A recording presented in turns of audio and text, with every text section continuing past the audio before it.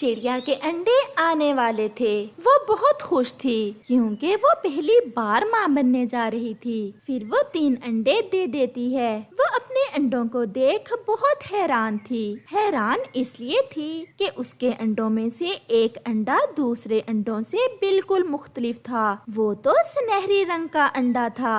ये मेरे एक अंडे का रंग ऐसा क्यों है? भगवान करे मेरा ये बच्चा ठीक हो, कहीं ये मेरा अंडा खराब ना हो। चिड़िया अपने सुनहरी अंडे को लेकर बहुत परेशान थी। फिर एक दिन जंगल का मौसम अचानक से बदल जाता है। जंगल में गहरे बादल आ जाते हैं और साथ में तेज हवा चलना शुरू हो जाती है। फिर अचानक एक तेज हवा का झोंका आता है और चिड़िया के घोंसले को उड़ाकर नीचे फेंक देता है। चिड़िया के 2 अंडे तो टूट जाते हैं, लेकिन सुनहरी अंडा बच जाता है। ये मेरे अंडे क्यों टूट गए? अभी तो मैंने अपने बच्चों के सपने देखना शुरू किए थे और अभी मेरे सारे सपने टूट गए। जिस अंडे के लिए मैं सबसे ज्यादा चिंतित थी कि पता नहीं ये ठीक निकलेगा भी कि नहीं, सिर्फ वही बचा है। लेकिन अब मुझे अपने इस अंडे की रक्षा करना होगी। अगर ऊपर वाले की इच्छा हुई तो मेरे इस अंडे से बच्चा जरूर निकलेगा। और फिर चिड़िया अपना सुनहरी अंडा उठाकर ले जाती है। फिर कुछ दिनों बाद चिड़िया का सुनहरी अंडा फूटता है और उसमें से एक छोटा सा प्यारा सा सुनहरी रंग का चिड़ा निकलता है, जो देखने में बहुत ही सुंदर था। ये मेरा बच्चा तो बहुत सुंदर है। कितना प्यारा सुनहरी रंग है मेरे बच्चे का। मैं तो ऐसे ही डरी हुई थी। काश आज मेरे दूसरे अंडे भी होते तो उनमें से भी प्यारे प्यारे बच्चे निकलते। मेरे घोंसले में कितनी रौनक लग जाती। लेकिन अब मैं अपने इस बच्चे का बहुत ख्याल रखूंगी। मेरे जीने का सहारा मेरा यही बच्चा है। ऐसे ही दिन गुजरते गए। चिड़िया का बच्चा अब बड़ा हो गया था, लेकिन चिड़िया ने अभी तक उसे घोंसले से बाहर नहीं निकलने दिया था। वो खुद ही अपने बच्चे के लिए तरह तरह के स्वादिष्ट भोजन लाती और उससे ऐसे बर्ताव करती जैसे वो आज ही अंडे से निकला हो। एक दिन चिड़िया की सेहत थोड़ा खराब थी। उसमें हिम्मत नहीं हो पा रही थी कि वो भोजन की खोज में निकले, लेकिन वो अपने बच्चे को भूखा भी तो नहीं देख सकती थी। वो कोशिश करती है, लेकिन हर बार नाकाम होकर वापस घोंसले में ही बैठ जाती है।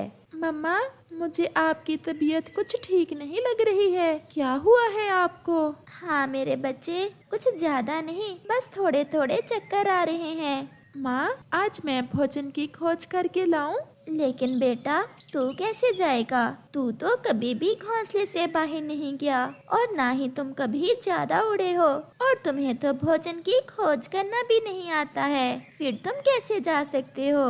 माँ प्लीज, अब आप मुझे ना रोकना। अब तो मुझे खुद से शर्म आती है जब मैं इतना जवान होकर घोंसले में बैठा रहता हूँ और आप इस उम्र में भोजन की खोज में जाती हैं। माँ, मैं सारी जिंदगी इस घोंसले में बैठकर नहीं गुजार सकता, और अगर मैं घोंसले से निकलूंगा नहीं तो सीखूंगा कैसे? हाँ बेटा, मैंने तो कभी ये सोचा ही नहीं तुम घोंसले में थोड़ा सारी जिंदगी बैठ सकते हो। तुमने तो एक उम्र गुजारनी है। बाहर की दुनिया में बहुत सी मुश्किलात का सामना करना है। मुझे माफ करना बेटा, मैंने आप पर इतनी पाबंदी लगाकर अच्छा नहीं किया, लेकिन अब मैं आपको नहीं रोकूंगी। जाओ बेटा, जो तुम्हारा मन करे वही करना। हाँ, अच्छाई और बुराई में फर्क को हमेशा समझना। जाओ बेटा, भगवान तुम्हारी रक्षा करे।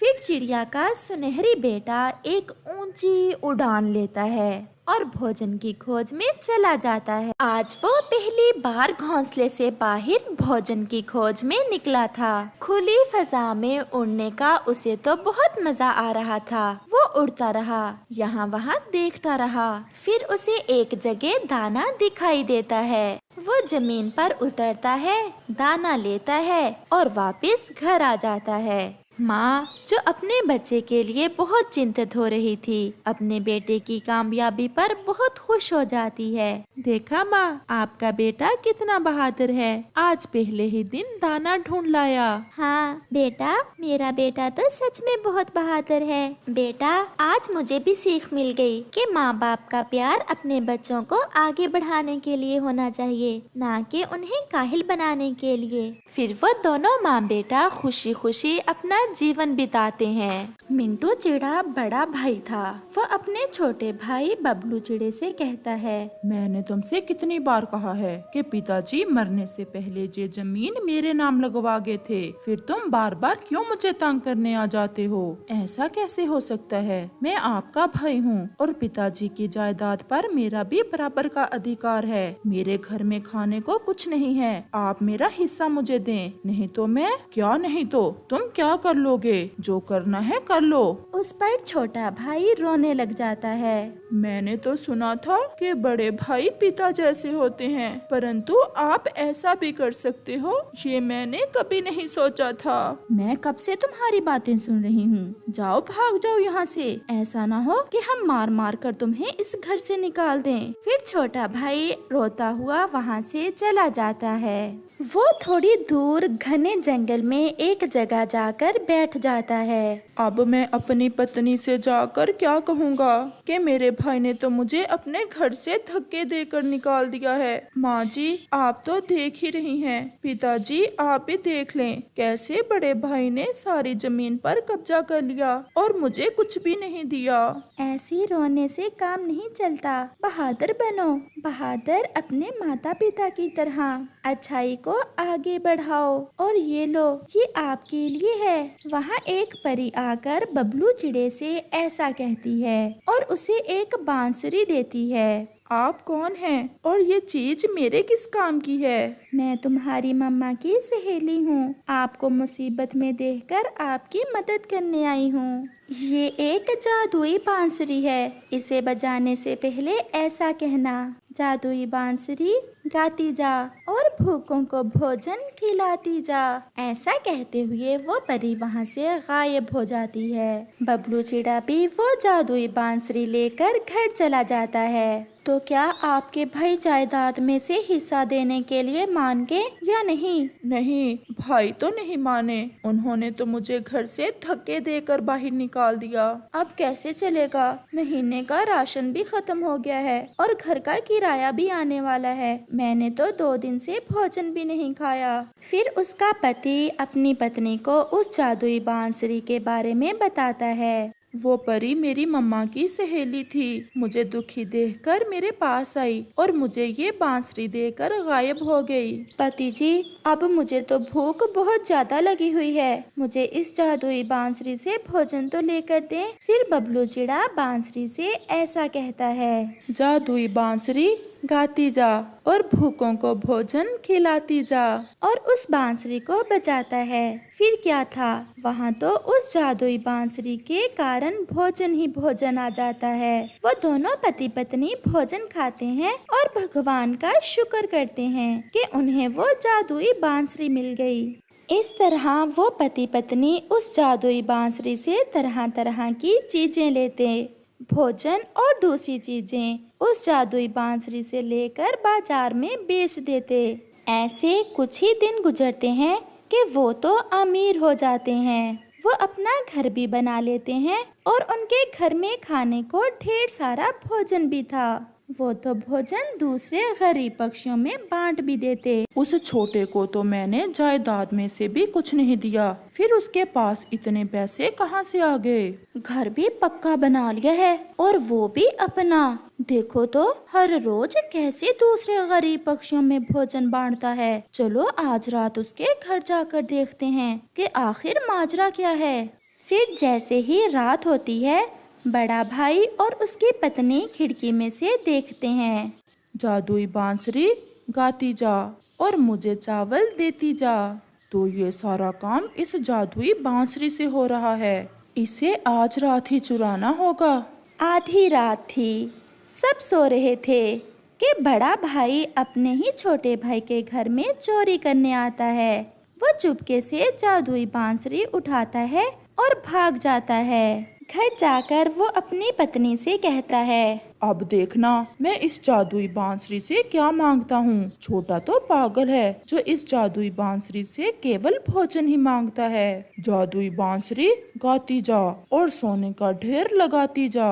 वो जादुई बांसुरी तो ऐसे लालची पक्षियों के लिए नहीं थी। फिर क्या था कि वो जादुई बांसुरी सोना देने की बजाय उसकी पिटाई शुरू कर देती है। वो जादुई बांसुरी सारी रात उसकी पिटाई करती है। उसकी पत्नी तो डर के मारे एक कोने में छुप जाती है। दूसरे रोज छोटा भाई आकर अपने बड़े भाई की जान बचाता है। रुक जा ए जादुई बांसुरी, अब बड़े भाई को बहुत सजा मिल चुकी है। भाई याद करो वो दिन जब हम इकट्ठे खेलते थे और माँ के साथ सोते थे, और आज इस धन दौलत और जायदाद ने कैसे हमें दूर कर दिया। उस दिन के बाद बड़ा भाई भी अपने छोटे भाई से प्यार करने लगता है और वो सब खुशी खुशी रहते हैं। टूनी का पति उसी समय मर गया था जब टूनी की बेटी अभी अंडे में ही थी। टूनी को कुछ समझ नहीं आ रहा था कि वो अपनी बेटी का पालन पोषण कैसे करे।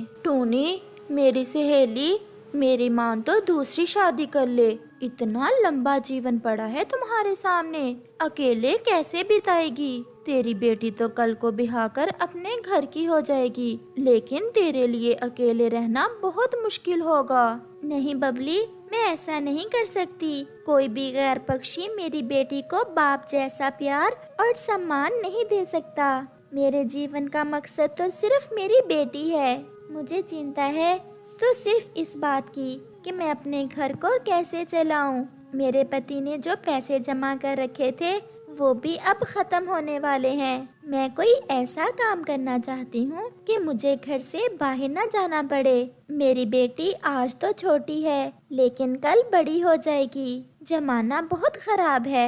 मैं अपनी बेटी को घर में अकेला कभी नहीं छोड़ सकती। फिर तो घर में तुम एक ही काम अच्छे से कर सकती हो। मेरी सहेली, बताओ ना कौन सा काम। तुम सिलाई का काम शुरू कर लो। लेकिन बबली, मुझे तो सिर्फ सादा सादा से कपड़े सिलाई करना आते हैं। तुम तो जानती हो ये मॉडर्न जमाना है, पक्षियों को डिजाइनिंग वाले कपड़े ही पसंद आते हैं। तो इसमें कौन सा मुश्किल काम है। आजकल इंटरनेट का दौर है। कौन सी ऐसी चीज है जो तुम घर में बैठकर सीख नहीं सकती। तुम YouTube पर सर्च करके हर तरह की डिजाइनिंग सीख सकती हो। हाँ बबली, ये तो मैंने सोचा ही नहीं। मैं आज से ही YouTube से कपड़ों की डिजाइनिंग सीखना शुरू कर देती हूँ। टूनी को सादा सिलाई तो पहले ही आती थी, फिर वो कुछ ही दिनों में YouTube से डिजाइनिंग भी सीख लेती है। और फिर समय के साथ पूरे जंगल में टूनी की सिलाई मशहूर हो जाती है। अब टूनी घर में बैठकर सिलाई भी कर लेती और अपनी बेटी का अच्छे से ध्यान भी रख लेती। गुड़िया भी अब थोड़ा बड़ी हो गई थी। वो पढ़ाई में बहुत ज़हीन थी। वो पढ़ाई करने के बाद फारग समय अपनी माँ के पास बैठी रहती और उसे कपड़े सिलाई करते देखती रहती। ऐसे ही एक दिन टूनी कपड़े सिलाई कर रही थी कि उसका पंख सिलाई मशीन की सुई में आ जाता है और उसका पंख घायल हो जाता है। गुड़िया अपनी मम्मा को जल्दी से बुलबुल डॉक्टर के पास ले जाती है। बुलबुल टूनी के पट्टी करती है। चिंता वाली कोई बात नहीं है, बस पट्टी हर रोज करवानी है और 2 हफ्ते इस पंख के साथ कोई काम नहीं करना। लेकिन बुलबुल डॉक्टर जी, अगर मैं सिलाई नहीं करूँगी तो पक्षी तो मेरे साथ बहुत गुस्सा हो जाएंगे। आपको तो पता है दिवाली भी आने वाली है, मुझे हर हाल में सिलाई का काम करना ही होगा। अगर जख्म में इन्फेक्शन बढ़ गया तो पंख काटना भी पड़ सकता है। फिर टूनी निराश होकर अपने घर वापस आ जाती है। गुड़िया बेटा, अब क्या होगा? अगर पक्षियों के कपड़े समय पर ना दिए तो वो तो मुझसे बहुत गुस्सा हो जाएंगे और दोबारा मुझसे सिलाई भी नहीं करवाएंगे। माँ, अगर मैं कहूँ कि मैं भी कपड़े सिलाई कर सकती हूँ तो क्या आप मेरा विश्वास करेंगी? बेटी, ऐसे कैसे तू सिलाई कर सकती है? तूने कौन सा सिलाई सीखी है? माँ, जब आप सिलाई करती थी तो मैं आपके पास बैठकर सब देखती रहती थी। मुझे सिलाई अच्छे से आती है, आप मेरा विश्वास करें। बेटी, अगर पक्षियों के कपड़े खराब हो गए तो हम नुकसान कैसे भरेंगे? माँ, आप देखना, पक्षी खुश होकर आपको सिलाई ज्यादा ही देकर जाएंगे। फिर टूनी अपनी बेटी पर विश्वास करके उसे कपड़े सिलाई करने दे देती है और गुड़िया तो इतने प्यारे कपड़े सिलाई करती है कि खुद टूनी भी देखकर हैरान रह जाती है। बेटी, तू तो सच में बहुत अच्छे कपड़े सिलाई करती है। मेरी बेटी तो बहुत बुद्धिमान निकली। बुद्धिमान माँ की बेटी भी बुद्धिमान ही होगी। माँ, अब मैंने फैसला कर लिया है कि मैं फैशन डिजाइनिंग में डिग्री लूंगी और खुद की बुटीक बनाऊंगी और उसमें गरीब महिलाओं पक्षियों को नौकरी दूंगी। भगवान मेरी बेटी के सब सपने पूरे करे। जो भी पक्षी अपने कपड़े लेने आता, कपड़ों की सिलाई की खूब तारीफें करता और सिलाई भी पहले से ज्यादा देकर जाता। टूनी, तेरा तो पंख घायल है, फिर तूने कैसे इतने कपड़े सिलाई कर लिए और वो भी इतने प्यारे प्यारे? अगर मेरी बेटी ना होती तो आज मुझे सबके सामने बहुत शर्मिंदा होना पड़ता। ये सब कपड़े मेरी बेटी ने ही सिलाई किए हैं। फिर तो गुड़िया की सिलाई अपनी माँ की सिलाई से भी ज्यादा मशहूर हो जाती है। फिर गुड़िया कॉलेज से फैशन डिजाइनिंग की डिग्री लेती है और खुद की बुटीक खोल लेती है। गुड़िया के डिजाइन किए हुए कपड़े तो आसपास के सभी जंगलों में मशहूर हो जाते हैं और फिर वो दोनों माँ बेटी बहुत अच्छा जीवन गुजारती हैं।